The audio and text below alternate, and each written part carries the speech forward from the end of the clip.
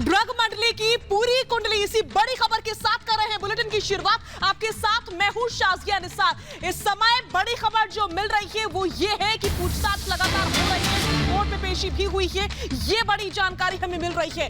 Court में सुनवाई जारी है, कोर्ट में सुनवाई जारी है। ये लेटेस्ट अपडेट। इस समय सीधा मुंबई से ड्रग्स मंडली की पूरी कुंडली खोली गई है।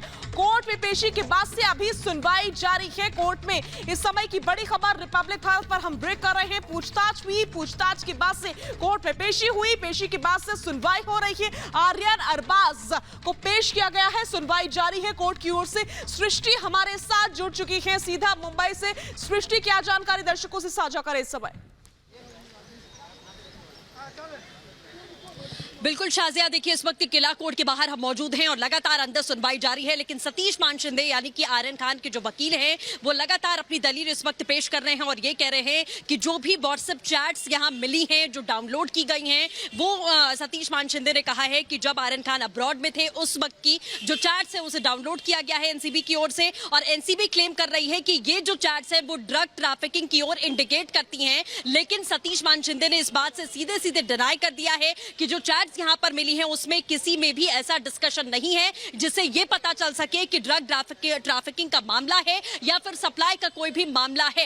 इन सारी दलीलों से एक एक दलील से सतीश मान शिंदे ने साफ तौर पर ये तमाम दलीलों को नकारा है कि एनसीबी बार बार चैट्स का जिक्र कर रही है। वो चैट्स कहां पर है वो दिखाई जाए, क्योंकि उन चैट्स में कहीं पर भी ड्रग्स का जिक्र नहीं है और वो चैट्स इंडिकेट नहीं करती हैं कि ड्रग्स लिया गया है। मतलब सीधे सीधे शाजिया ड्रग कनेक्शन जो है उससे किनारा करते हुए उसे आर्यन खान का कोई लेना देना नहीं है, इंक्लूडिंग उनके जो फ्रेंड्स हैं। यानी कि ये भी उसमें बताया गया है, कहा गया है दलील में कि जो मुनमुन धमेजा हैं या फिर जो अरबाज मर्चेंट हैं, इन दोनों का भी, इन तीनों का इनफैक्ट कोई भी लेना देना इस पूरे नेक्सस से या फिर जो कुछ भी क्रूज पर हुआ उससे नहीं है। बार बार सतीश मान शिंदे जिस बात का कल जिक्र कर रहे थे वही जिक्र उन्होंने आज भी किया है कि वो एक स्पेशल गेस्ट के तौर पर वहां इनवाइट किए गए थे, अपने फ्रेंड्स के साथ में नजर आते हैं और वहीं से एनसीबी उन्हें डिटेन कर लेती है। बल्कि एनसीबी के पास में कोई ऐसा ठोस सबूत नहीं है जिससे एनडीपीएस की जो धारा है वो यहां लगाई जा सके। और उधर अगर हम एनसीबी की बात करें तो पहले भी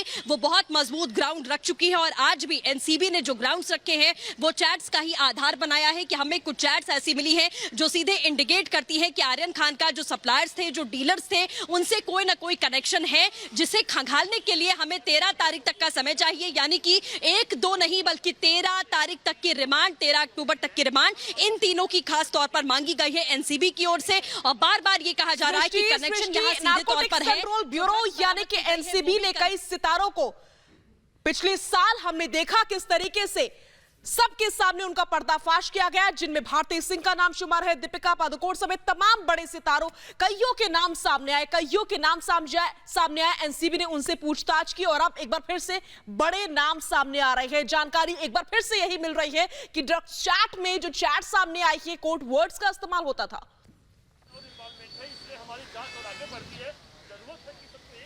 बिल्कुल शाजिया, जैसा आपने बताया इससे पहले भी, चाहे दीपिका पादुकोण की बात कर ले हम, रिया चक्रवर्ती की बात कर ले हम, वो भी सारा ड्रग्स का ही मामला था। सारा अली खान की बात कर ले, इन सभी को एनसीबी दफ्तर में आना पड़ा था। समीर वानखेड़े की जो इन्वेस्टिगेशन थी उसके चलते उन्हें वहां आना पड़ा था। और जैसा कि आप लगातार कह रही हैं कि कोड वर्ड्स का यहां पर जिक्र है, तो जाहिर तौर पर वो चैट्स बहुत बड़ा आधार बनी थी। जो डिजिटल एविडेंस था वो बड़ा आधार बना था और मोबाइल फोन और चैट्स ने इस पूरे नेक्सस में एक बड़ी भूमिका अदा की थी। वही कोशिश यहां पर की गई है, क्योंकि चैट्स जो डिलीटेड हैं उन्हें रिट्रीव करने की बात है, फोरेंसिक में भेजने की बात है, और जो चैट्स डिलीट नहीं की गई हैं उसका ही आधार बनाकर एनसीबी यहां पर साफ तौर पर अपनी दलील दे रही है कि वो इंडिकेट करता है कि यहां डीलर्स के साथ में इनकी बातचीत हुई है, इन तीनों की इनफैक्ट बातचीत हुई है। इसीलिए इन्हें ग्रिल करना, इनसे पूछताछ करना बहुत जरूरी है और 13 तारीख तक की रिमांड मांगी गई है कल। जी, बहुत बहुत शुक्रिया तमाम जानकारी और बातचीत के लिए। आप नजर बनाए रखिए, मैं आपसे आगे भी अपडेट्स